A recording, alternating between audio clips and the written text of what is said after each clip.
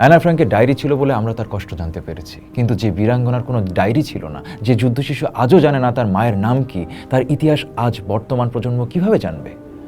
এই রাষ্ট্র কি পেরেছে সেই বীরাঙ্গনাদের মর্যাদা রক্ষা করতে? যারা তাদের শরীরে হৃদয়ে দগদগে ক্ষত দিয়েছিল তারা আজ সংসদে, যারা এই ক্ষত বুকে নিয়ে বেঁচে আছেন তারা আজও বিচারের অপেক্ষায়। অ্যানা ফ্র্যাঙ্কের ডায়েরি, বীরাঙ্গনাদের নীরবতা আর যুদ্ধ শিশুদের হারানো পরিচয়, এগুলো শুধু ইতিহাস নয়, এগুলো আমাদের বিবেকের কাছে প্রতিদিনের জবাবদিহি।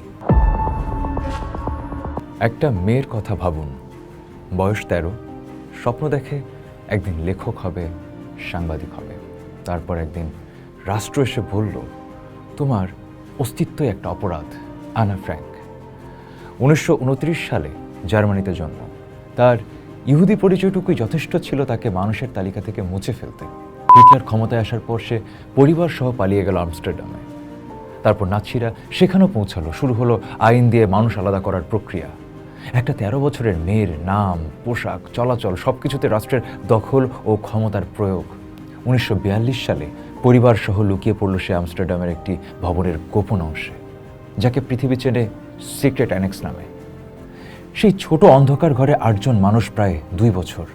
বাইরে যুদ্ধ, মৃত্যু, ঘৃণা, আর ভেতরে এক কিশোরী লিখে যাচ্ছে তার ডায়েরি, যার লেখায় শুধুমাত্র যুদ্ধের ভয়াবহতা ফুটে ওঠেনি, ফুটে উঠেছে ভয়, প্রেম, একাকিত্ব, স্বপ্ন। সে লিখেছে, in spite of everything I still believe that people are really good at heart. কি এক প্রত্যাশার কথা, তাই না? 1944 সালে সে ধরা পড়ে, কনসেন্ট্রেশন ক্যাম্পে নিয়ে যাওয়া হয়। 1945-এ মারা যায় অ্যানা ফ্র্যাঙ্ক। বয়স 15, শুধু তার বাবা বেঁচে ফিরলেন, তিনি ডায়েরিটা প্রকাশ করলেন। আজ সেটা 65-টিরও বেশি ভাষায় অনুদিত। পৃথিবী আনা ফ্র্যাঙ্ককে মনে রেখেছে, কিন্তু আমরা কি আমাদের আনা ফ্র্যাঙ্কদের মনে রেখেছি? 1971 বাংলাদেশ। এখানে মানুষ ধ্বংস করতে শুধু বন্দুক ব্যবহার করা হয়নি, ব্যবহার করা হয়েছিল নারীর শরীরকেও। 2 লক্ষ থেকে 4 লক্ষ নারী। পাকিস্তানি সেনাবাহিনী নারীর শরীরকে যুদ্ধাস্ত্র হিসেবে ব্যবহার করেছিল, বাঙালির পরিচয় মুছে দিতে, সংস্কৃতি ধ্বংস করতে। দেশ জুড়ে সামরিক ধাঁচের ধর্ষণ ক্যাম্প বসানো হয়েছিল। এটা কোনো বিচ্ছিন্ন অপরাধ ছিল না, এটা ছিল পরিকল্পনা। আর এই পরিকল্পনায় পাকিস্তানি সেনাবাহিনীর পাশে ছিল এই দেশেরই কিছু মানুষ, Razakar, Al Badr, Al Shams, Jamaate Islam, Susan Brownmiller, doctor Geoffrey Davis, Binardi Costa, Nilima Ibrahim সহ বহু গবেষকের কাছ থেকে আমরা জানতে পারি বাংলাদেশে সংগঠিত যৌন সহিংসতা ছিল পরিকল্পিত, ব্যাপক এবং জাতিগত নিপীড়নের অংশ। যুদ্ধ শেষে রাষ্ট্র এই নারীদের বীরাঙ্গনা উপাধি দেয়। বলা হয় তারা লজ্জার নয়, জাতির আত্মত্যাগের প্রতীক। কিন্তু সমাজ কি সেই সম্মান দিল? নীলিমা ইব্রাহিমের আমি বীরাঙ্গনা বলছি বইয়ে দেখা যায়, পাকিস্তানি সেনাদের নির্যাতনের পর বহু নারীকে দ্বিতীয়বার বিচার করেছে নিজের পরিবার, নিজের সমাজ। কেউ ঘরে ফিরতে পারেননি, কেউ সারা জীবন বয়ে বেরিয়েছেন অন্যের অপরাধের ভার। বাংলায় বীরাঙ্গনা আর বারাঙ্গনার মধ্যে মাত্র 1 বর্ণের ফারাক। পিতৃতন্ত্র সেই 1 বর্ণের দূরত্বকে একটি গোটা জীবনের শাস্তিতে পরিণত করেছিল।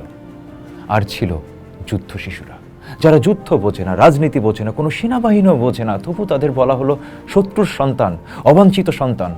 অনেককে বিদেশে পাঠিয়ে দেওয়া হলো, অনেকেই বড় হয়েছে নিজের জন্ম পরিচয় না জেনেই। সবচেয়ে নির্মম ব্যাপার হলো তারা কোনো অপরাধ করেনি, কিন্তু তাদের অস্তিত্বকে অপরাধের মতো করে বিবেচনা করা হয়েছিল। অ্যানা ফ্র্যাঙ্ক তার ডায়েরিতে এক জায়গায় লিখেছিল, I can shake off everything as I write, my sorrows disappear, my courage is reborn.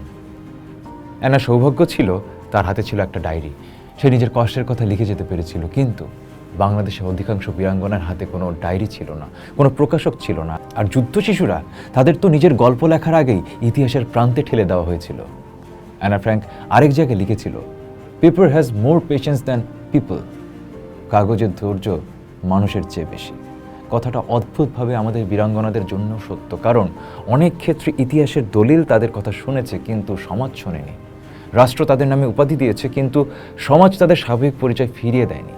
এটুকু পর্যন্ত হয়তো ইতিহাস, কিন্তু ইতিহাস কখনো পুরোপুরি অতীত হয়ে যায় না। যে রাজনৈতিক ধারার নেতারা 71-এর মানবতা বিরোধী অপরাধে দণ্ডিত হয়েছেন, সেই ধারাই আজও ক্ষমতার রাজনীতিতে প্রাসঙ্গিক। আর একই সঙ্গে আমরা এখনও শুনি নারীর নেতৃত্ব নিয়ে আপত্তি, নারীর স্বাধীনতা নিয়ে সন্দেহ, কর্মজীবী নারীকে অবমাননার ভাষা।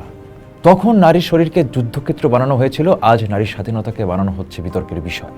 উর্দি বদলেছে, ভাষার ধরন বদলেছে, কিন্তু নারীর উপর নিয়ন্ত্রণ প্রতিষ্ঠার আকাঙ্ক্ষাটি কি সত্যি বদলেছে? অ্যানা ফ্র্যাঙ্কের ডায়েরি ছিল বলে আমরা তার কষ্ট জানতে পেরেছি, কিন্তু যে বীরাঙ্গনার কোনো ডায়েরি ছিল না, যে যুদ্ধ শিশু আজও জানে না তার মায়ের নাম কি, তার ইতিহাস আজ বর্তমান প্রজন্ম কিভাবে জানবে? এই রাষ্ট্র কি পেরেছে সেই বীরাঙ্গনাদের মর্যাদা রক্ষা করতে? যারা তাদের শরীরে হৃদয়ে দগদগে ক্ষত দিয়েছিল তারা আজ সংসদে, যারা এই ক্ষত বুকে নিয়ে বেঁচে আছেন তারা আজও বিচারের অপেক্ষায়।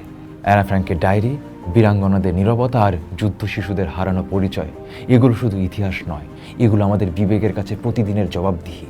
অ্যানা ফ্র্যাঙ্ক পৃথিবীকে একটা ডায়েরি দিয়ে গেছে, আমাদের বীরাঙ্গনারা দিয়ে গেছে নীরবতা, আর যুদ্ধ শিশুরা দিয়ে গেছে একটা অসমাপ্ত গল্প। অ্যানা ফ্র্যাঙ্ক তার ডায়েরিতে সব কিছুর পরেও আশার কথা লিখেছিলেন। কোনো রাষ্ট্রে আশার আলো নিভে গেলে মানুষই সেই আলো জ্বালায়। তাই প্রশ্ন রেখে গেলাম, আমরা কি পেরেছি সেই আশার আলো জ্বালাতে? আর একটি রাষ্ট্রের জন্ম কি সম্পূর্ণ হয় যদি সেই রাষ্ট্র তার সবচেয়ে নিপীড়িত সন্তানদের আপন করে নিতে না পারে? আমরা কি সেই জবাব দিতে প্রস্তুত? পোস্ট দেখুন, ভাবুন, করুন, থাকুন পোস্টের সাথেই।